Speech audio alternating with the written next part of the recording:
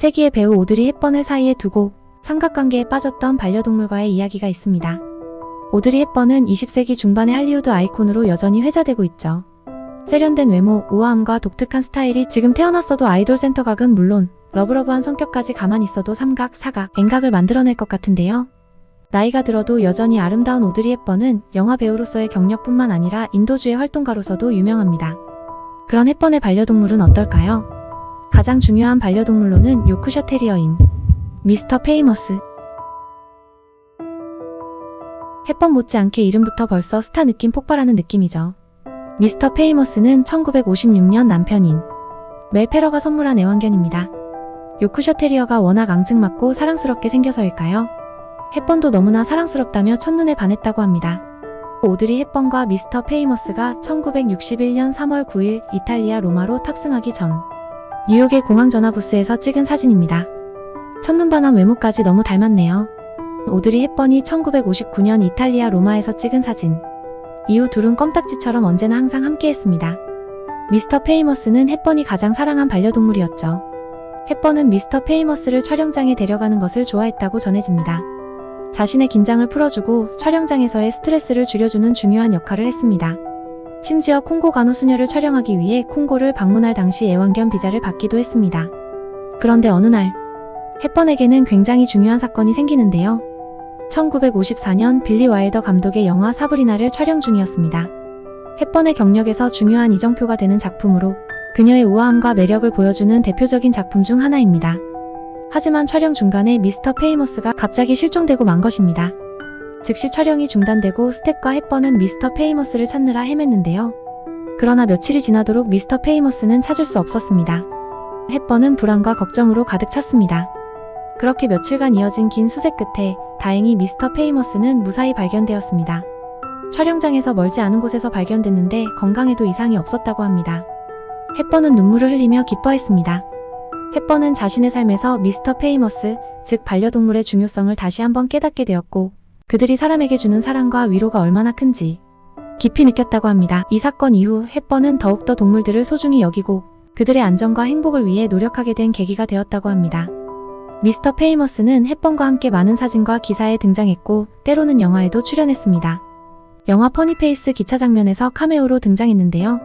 하지만 헵번이 아낌없는 사랑과 의지를 보냈던 미스터 페이머스의 입지가 한순간 흔들릴 뻔 했던 존재가 있습니다.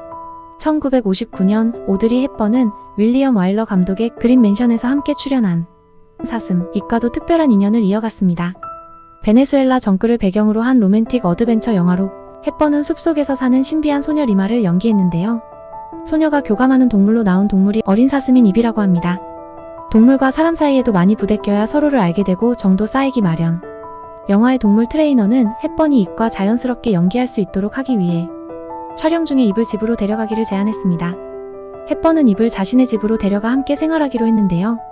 입은 헵번의 집에서 함께 생활하며 산책하는 등 늘 같이 지냈습니다. 헵번은 입에게 우유병을 주며 먹였고 때로는 침대에서 함께 잠을 자기도 했습니다. 헵번이 마음을 다해 입을 돌보자 문제가 생겼습니다. 미스터 페이머스가 헵번의 무릎에 올라가려고 했지만 입이 이미 그 자리를 차지하고 있었기 때문에 당황스러워했다고 합니다. 미스터 페이머스와 입이 함께 찍힌 사진이 남아있는데요. 당황했던 미스터 페이머스에게 헵번은 더 많은 애정을 표현했고 소외감을 느끼지 않도록 신경을 써서 문제를 해결했다고 합니다. 다행히 금방 평화를 찾을 수 있었습니다. 그린 맨션 촬영이 끝난 후 헵번은 입을 원래 주인에게 돌려줘야 했습니다. 이는 헵번에게 매우 큰 실망이었지만 그녀의 남편 멜 페러는 입을 다시 찾아주어 헵번과 재회할 수 있도록 도와주었습니다. 헵번은 입과의 재회를 매우 기뻐했으며 이는 그녀가 첫 아이를 출산하는 시기와 겹치게 되어 더 큰 의미를 가졌습니다. 그러던 어느 날 헵번과 미스터 페이머스의 이별은 매우 비극적이었습니다. 1960년대 초반 헵번이 영화 아이들의 시간을 촬영하던 중 미스터 페이머스는 불행하게도 교통사고로 세상을 떠났습니다. 당시 미스터 페이머스는 윌셔 블러바드에서 차에 치여 목숨을 잃었습니다. 이 사고는 헵번에게 큰 충격과 슬픔을 안겨주었습니다. 미스터 페이머스의 죽음은 그녀에게 큰 상실감을 주었습니다. 헵번은 미스터 페이머스와의 추억을 소중히 여기며 자신에게 주었던 사랑과 위로를 오래도록 기억했습니다. 미스터 페이머스의 죽음 이후 헵번의 남편 멜 페러는 그녀를 위로하기 위해 또 다른 요크셔 테리어를 선물했습니다. 아쌈이라는 이름을 가지고 있었으며 헵번도 조금씩 슬픔을 이겨낼 수 있었습니다. 1965년 11월 아쌈과 함께 100만 달러를 훔치는 법 홍보 촬영을 하는 모습입니다. 헵번은 미스터 페이머스를 통해 깨달은 사랑을 다른 동물에게도 보여줬는데요.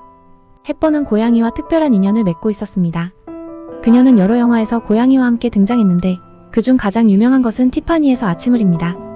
영화에서 그녀가 연기한 홀리 골라이틀리는 이름 없는 고양이와 함께 살고 있었습니다. 이 고양이는 영화 내내 중요한 상징적 역할을 했으며 헵번과의 케미스트리로 많은 관객들의 사랑을 받았습니다. 집에서 여러 마리의 고양이를 키웠으며 그중 하나는 에드거라는 이름의 고양이였습니다. 헵번은 고양이들이 자신에게 큰 위로를 주었으며 그들의 독립적인 성격과 우아함을 좋아했다고 합니다. 그녀는 자주 고양이들과 시간을 보내며 그들의 장난스러운 행동을 즐겼습니다.